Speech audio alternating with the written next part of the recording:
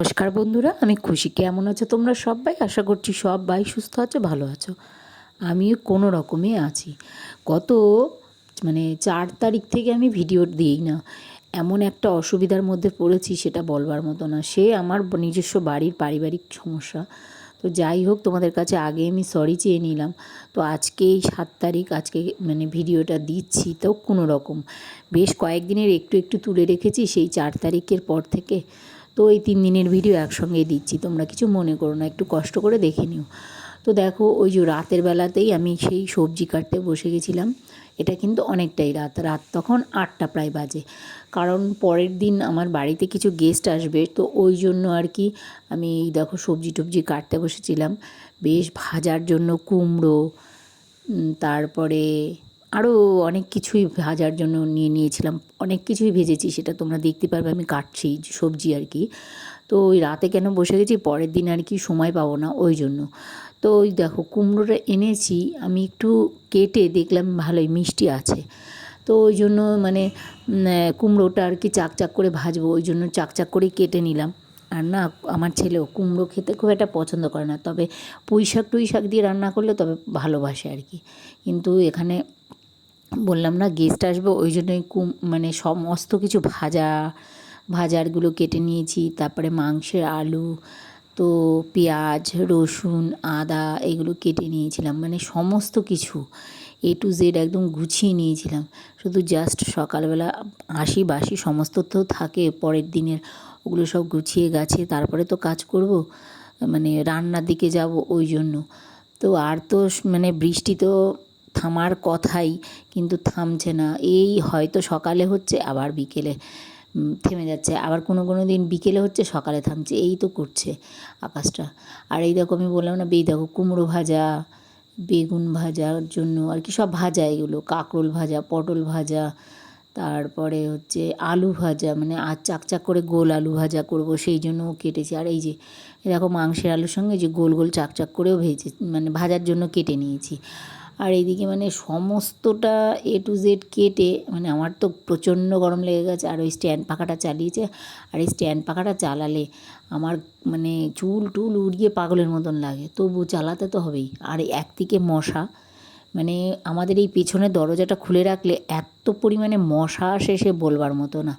তো আজকে অনেকবার আসা যাওয়া করেছে, একবার তুতু, একবার আমাদের আমার শাশুড়ি মা আর কি। তো ওই জন্য দরজাটা খোলা রেখেছিল কিছুক্ষণ, এত পরিমাণে মশা ঢুকেছে, তা সে থাকা যাচ্ছে না। তো ওই অল আউট 3 ঘরের জ্বালিয়ে তারপরে পাখা চালিয়ে এই আমি এখন সবজি কাটতে বসেছি। আর এদিকে দেখো ওই গাজরটাও কেটে নিচ্ছি। গাজর দিয়ে কী করবো বলো তো, ওই ভেজ ডাল করব। তা না হলে তো আবার ছেলে খাবে না, তো ওই জন্য ভেজ ডালটা করছি। এই মাছের মাথা দিয়ে করলে মুগ ডালটা খেতে বেশি ভালো লাগে, কিন্তু ছেলে তো খাবে না, ওই জন্যই একবারে ভাবলাম না থাকবে, ভেজ ডালই করে ও খেতে পারবে ভালো করে। তাও ফুলকপি বাজারে পাইনি, ফুলকপি আনতে গিয়েছিলাম, একটাও ফুলকপি পাইনি। যদি গাজরই পাচ্ছিলাম না, তাও কোনো রকমে গাজর দুটো পেয়েছিলাম, তো ওটাই নিয়ে এসেছি। যে সব ইয়েতে তো দেবো শুধু ডালে, তো ঠিক আছে। তো ওই গাজর বিনস এইগুলো এনেছিলাম, কিন্তু ফুলকপি পাইনি, ফুলকপি পেলে বেশি ভালো হতো।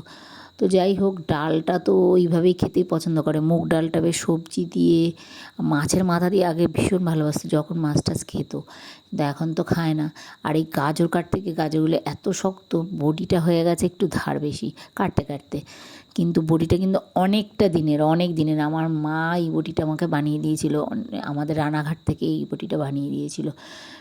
তো এখন অনেকটা দিন পেরিয়ে গেছে, তো অনেকটা বছর, দিন কি বছর, তো ওই জন্য বটিটা এমন ধার হয়েছে না, একটুখানি হাত লাগলেই কেটে যায়। তো গাজর কাটতে গিয়ে গেছে কেটে কতটা। আর এইবার এখনের ভিডিওটা না পরের দিনের সকালবেলার, ওই বললামই তোমাদের সবজি টবজি কেটে নিয়েছিলাম, তো তারপরে রান্না বান্না করতে হবে। কিছুটা ভাজাটা ভেজেও নিয়েছি। তো তারা এখনও আসেনি, পরেই আসবে। তো আমি এইদিকে রান্না বান্না শুরু করে দিয়েছিলাম। আর এদিকে কিছু রান্না বান্না করে তারপরে দেখো ওই রাস্তা দিয়ে হেঁটে একটা জায়গায় দোকানে যাচ্ছিলাম, একটা জিনিস ছিল না, ওটাই আনতে যাচ্ছিলাম রান্না বন্ধ করে দিয়ে। তো ওই জন্য আর কি তোমরা দেখতে পেলে আমি রাস্তা দিয়ে হাঁটছিলাম। আর পরে তো অল্প একটু ভাতও বসিয়ে দিয়েছিলাম, কারণ আগে আমি বেশি ভাত রান্না করে নিই, অল্প ভাতই রান্না করেছি, পরে আর কি গরম গরম রান্না করব, তো ওই জন্য ছোট্ট হাঁড়িটাতেই ভাত বসিয়ে দিয়েছিলাম। আর এই দিকে দেখো ঝিঙে পোস্ত, ঝিঙে কেটে রেখেছিলাম, ঝিঙে আলু দিয়ে পোস্ত করব, ঝিঙে পোস্ত, ওই জন্য ঝিঙেটাও কেটে রেখেছিলাম। করেছিলাম ভাজা, অনেক রকমের ভাজা, ডাল, মুগের ডাল আর কি, আর হচ্ছে তোর ঝিঙে পোস্ত, তারপরে হচ্ছে করেছিলাম মাংস। মাংসটা তোমাদের সঙ্গে শেয়ারই করা হয়নি, বললাম না কিছু কিছু মানে জিনিস তোমাদের সঙ্গে আমি শেয়ার করেছি এই 3 দিনে। তো কষ্ট করে একটু দেখে নাও আর কি, তারপরে কাল থেকে ঠিকঠাক করে ভিডিও দেবো আর কি।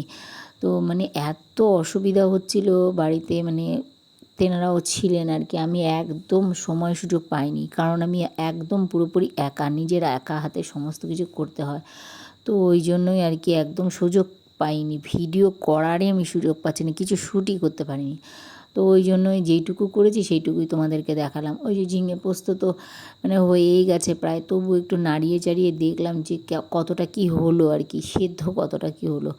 তো আমি এবার এইভাবে ঝিঙে পোস্ত করি, পুরো সব কিছু ফোড়ন দিয়ে সেদ্ধ হয়ে যায়, তারপরে আমি পোস্তটা বেটে আর চারমগজটা বেটে তারপরে দিই। আর এইদিকে পনিরটাও করব ছেলের জন্য, আবারও তাদের যারা আসবে সেই গেস্টদের জন্য। তো পনিরটাকে আমি কিনেই নিয়ে এসেছিলাম কালকে রাত্রে। তো পনিরটা এত ভালো ছিল, আমি না এই যেই দোকানটা থেকে পনির কিনি এই দোকানের পনিরটা খুব ভালো হয়। আমার ছেলে আবার ওই সেই ক্রিম মানে তুলে নেয় সেই পনিরটা খেতে পছন্দ করে না আর কি। তো যাই হোক, ওই জন্য আমি পনিরের কিউবগুলো আর কি খুব ছোটো করিনি, খুব বড়ও করিনি, আর ছেলে তো ছোটো ছোটো পছন্দ করে। আজকে আবার গেস্ট আসবে বলে আমি একটু ছোটো ছোটো করিনি, একটু বড় বড়ই রেখেছি। তো ওই পনিরটা দেখো, ওই চারমগজ, পোস্ত বাটা সব একসঙ্গে, একটু জিরে, তারপরে কাঁচা লঙ্কা, মানে কাঁচা লঙ্কা বলতে একটু পাকা পাকা হয়েছে কাঁচা লঙ্কাগুলো সেইগুলো, আর তোমার দিয়েছিলাম হচ্ছে কাজু, সব কিছু একসঙ্গে মিক্সিতে না কিন্তু শিলনোড়াতে বেটে নিয়েছি, সব কিছু একসঙ্গে বেটে তারপরে এই মশলাটাকে ভালো করে কষিয়েছি তেলের মধ্যে।